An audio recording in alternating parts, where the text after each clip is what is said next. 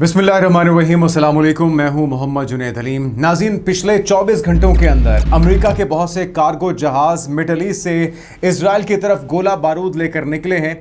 और सिर्फ इजराइल ही नहीं बल्कि जो उनके कीमती तनसीबात हैं, ये कीमती उनके ऐसे असलहा साजो सामान या ऐसे तैयार हैं जिसको महफूज रखना चाहते हैं। ईरान की मुमकिन जवाबी कार्रवाई के नतीजे में उसको भी यूरोपीय ममालिक की तरफ पहुँचाया जा रहा है, अमरीका की तरफ से अपने इत्तेहादियों के पास पहुँचाया जा रहा है।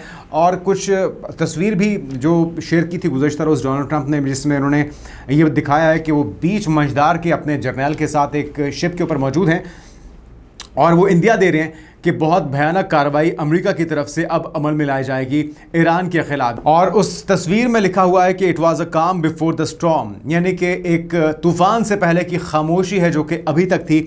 और अब डोनाल्ड ट्रंप ने एक और ट्वीट भी किया है जिसमें वो कह रहे हैं कि ईरान को चारों तरफ से घेर कर नहीं बल्कि 11 इतराफ से घेर कर इस वक्त मारा जाएगा, 11 इतराफ से ईरान पर हमले किए जाएंगे।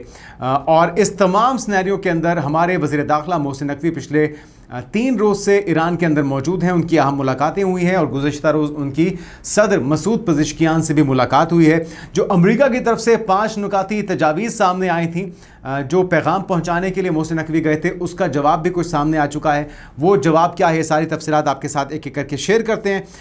और अभी भी इस चीज़ का ख़दशा मौजूद है कि अमेरिका कोई और बड़ी कार्रवाई कर सकता है इस बौखलाहट में कि शायद उन्हें वो जो ख्वाहिश है डोनाल्ड ट्रंप की कि उनकी विक्ट्री हो चुकी है इस जंग में, जो कि अभी तक ऐसा होता दिखाई नहीं दिया। अपनी तमाम तर क़ुव्वत को, अपनी तमाम तर जो कैपेबिलिटीज़ थी, जो असलहा था, साजो सामान था, उसे इस्तेमाल करने के बावजूद अमेरिका ऐसा करने में या ऐसा साबित करने में नाकाम रहा है।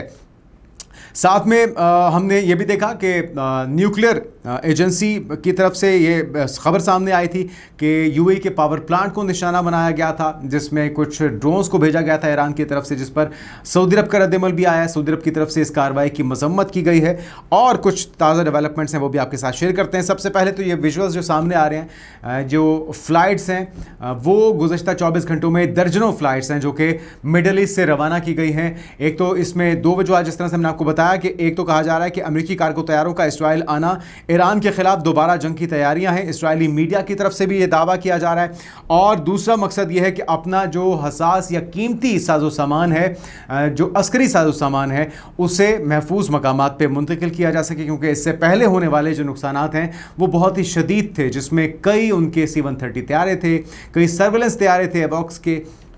इसके अलावा कई ऐसे इंस्टॉलेशंस थी जो कि तबाह हुई हैं। बहुत सा भारी जानी नुकसान भी हुआ है। F-16 को नुकसान पहुंचा, F-15 को नुकसान पहुंचा, F-35 को, F-22 इसमें तबाह हुए, बहुत से ड्रोन्स इसमें तबाह हुए। तो इस भारी नुकसान से बचने के लिए अब जो स्ट्रेटजी है उसको कुछ तब्दील किया जा रहा है।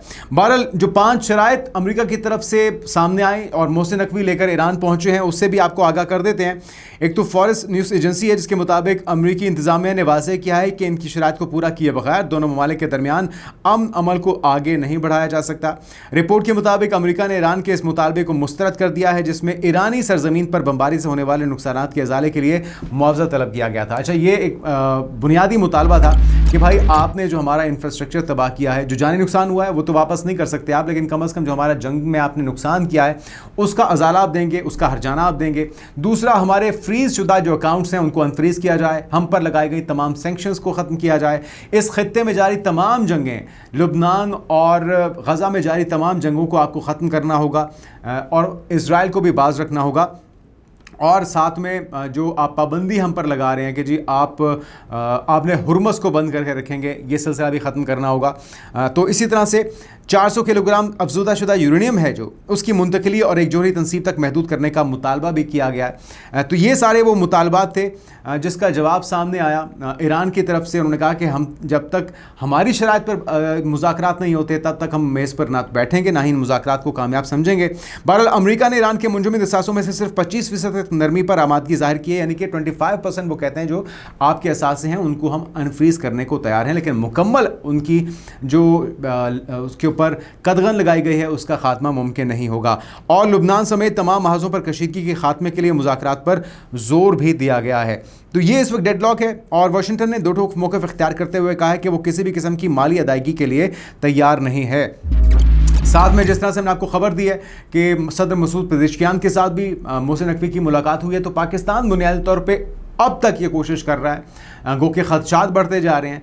पाकिस्तान ये कोशिश कर रहा है कि किसी तरीके से दोनों को अफ़वाम तफ़हीम से मुज़ाकरात की टेबल पर दोबारा लाया जा सके। अभी तक अमेरिका की तरफ से इस मामले को होल्ड करने की एक बड़ी वजह सदर पुतिन का दौरा चीन बताया जाता है, क्योंकि वो कहते हैं ना कि बड़े बेआबरू होकर तेरे कूचे से हम निकले। अमेरिका तो बेआबरू होकर निकला है चाइना से, और आपने वो विजुअल्स देखे होंगे कि जो टेलीफोन्स दिए, जो स्वेनियर्स दिए, जो गिफ्ट्स दिए, जो तोहफे तहाइफ चाइना की तरफ से दिए गए थे अपने मेहमानों को अमरीकी, वो एक डस्टबिन के अंदर डाल के वहाँ से उन्होंने भागने में आफियत जानी है, क्योंकि उन्हें खदशा ये था कि भाई कोई स्पाइंग चिप्स ना हो। वो तो अपने मोबाइल फ़ोन साथ लेकर नहीं जा रहे थे, अपने डिवाइसेस, अपने लैपटॉप साथ लेकर नहीं जाते थे मीटिंग्स में कि भाई उन्हें कहीं हैक ना कर लिया जाए। साथ में हमने एक और विजुअल्स में आपको दिखाता हूँ जिस मौके पर ये विजिट हुआ है, जो स्टेट डिनर था डोनाल्ड ट्रंप के एजाज़ में चाइना की तरफ से। उसमें जो वेटर्स थी वहाँ पे ख़ातीन, वो बज़ाहिर तो वेटर के ड्रेस में थी, यूनिफॉर्म में थी, लेकिन अब यह खबर सामने आ रही है कि वो सारी ट्रेंड एजेंट्स थी या फिर स्पाइज थी, जो कि चाइना की तरफ से उनको वहाँ पे ड्यूटियाँ सरअंजाम दी गई थी। एक तो ये कि जो एक्सप्रेशन है, चाहे वो मार्को रूबियो के हों, चाहे इलॉन मस्क के हों, खुद डोनाल्ड ट्रंप भी बड़े घबराए हुए, परेशान और दबाव के अंदर दिखाई दिए, जो उनका अमूमी अंदाज़ नहीं है। वो बड़े हावी होने की कोशिश करते हैं अपने जो भी हम मनसब होता है, जो भी उनके मेहमान होते हैं। तो अब पहली बार हमने देखा कि ट्रंप का एक ऐसा फ्रस्ट्रेशन वाला और घबराहट वाला जो रवैया था, और ये सारा आसपास का माहौल था, काफ़ी ज़्यादा वो इंस्पायर भी दिखाई दे रहे थे। जो तरक्की की है चाइना ने, जो उनका इंफ्रास्ट्रक्चर है, जो उनकी सारी टेक्नोलॉजी है, उसकी वजह से, और वो जो इंटेलिजेंस की वो सारी जो एक पूरी फील्डिंग लगा रखी थी चाइना की तरफ से, उसकी वजह से भी बहुत ज़्यादा एक घबराहट दिखाई दी अमेरिकी डेलीगेशन पे, और आखिर में फिर उन्हें अपने तहफ़ छोड़कर भागना पड़ा वहाँ से। बहरहाल कोई वहाँ पे डोनाल्ड ट्रंप हासिल नहीं कर सके, लेकिन अब इंतज़ार हो रहा है कि सदर पुतिन आते हैं दौरा चीन के लिए, तो फिर वहाँ पर दोनों ममालिक की तरफ से क्या किरदार अदा किया जाता है, ये दोनों मिलकर किस तरह से ईरान को कायल कर पाते हैं, क्योंकि दोनों के साथ बहुत ही करीबी मरासिम है ईरान के। दोनों के ऊपर ये इल्ज़ाम भी है, रशिया के ऊपर भी, चाइना के ऊपर, कि इंटेलिजेंस मालूमात और अस्करी जो ताबुन है उसकी वजह से ईरान अब तक डटा हुआ है और टफ टाइम दे रहा है सुपर पावर को। वो सुपर पावर जो कि ख़ुद तो एक्सपोज हो चुका है, उनका जो एक बड़ा ज़रिया था पैसे कमाने का, उनका असलहे का साजो सामान, वो किस कदर वल्नरेबल हैं वो एक्सपोज हो चुका।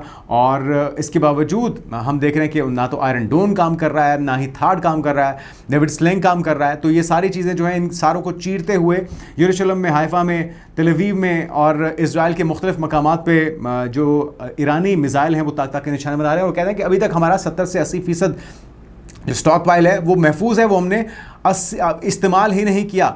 तो इस सारे दावों के बाद किस तरह से अमेरिका दोबारा से जंग में ख़ुद को सबकत दिला पाएगा या कामयाबी हासिल कर पाएगा, बहरहाल ये एक सवाल निशान है। दूसरी तरफ इजराइल की कार्रवाइयाँ, उसकी वारदातें जारी हैं लेबनान के अंदर। जंगबंदी के बावजूद ताज़ा हमलों के अंदर कहा जा रहा है कि 18 मज़ीद जो मासूम फ़लस्तीनी थे उनको तो निशाना बनाया जा रहा है, लबनानियों को भी शहीद किया गया है और 100 से ज़ायद ज़ख्मी बताए जाते हैं। लबनान की वज़ारत सेहत ने गुज़श्ता 24 घंटों में होने वाले जानी नुकसान की तफसीलात जारी की हैं, और बताया गया कि हिज़्बुल्लाह का कहना है कि हफ्ते को सियोनी फ़ौज के खिलाफ 17 कार्रवाइयाँ की गई। फ़ौजियों के इज्तिमा को मार्टर और रॉकेटों से निशाना बनाया, और 2 मार्च को जंग में शिद्दत आने के बाद से इसराइली हमलों में कम अज़ कम 3000 अफराद जाँ बहक और 9000 से ज़ायद ज़ख्मी हो चुके हैं। बहरहाल ट्रंप की ताज़ा धमकी ये भी देख लीजिए, वो कह रहे हैं वक्त गुजर रहा है, ईरान को फौरी तौर पर हरकत में आना होगा वरना उनके लिए कुछ बाकी नहीं रहेगा। तो एक और धमकी सामने आ चुकी है, और उनका कहना है कि वक्त बाकी कम है, और ये इट वॉज अ काम बिफोर द स्टॉर्म। ये तस्वीर भी आपने देखी होगी, एक और तस्वीर जिसमें 11 इतराफ़ से कहा जा रहा है कि जी हमला किया जाएगा। तो ये वो सारी इंडिकेशंस हैं जिसको देख के लगता है कि मामला अभी थमा नहीं है, आग अभी बुझी नहीं है, और उससे पहले अगर कूलिंग का अमल शुरू किया जाएगा तो आग पहले से ज़्यादा शदीद शोलों को आपको अपनी लपेट में ले सकती है, शदीद शोलों के साथ।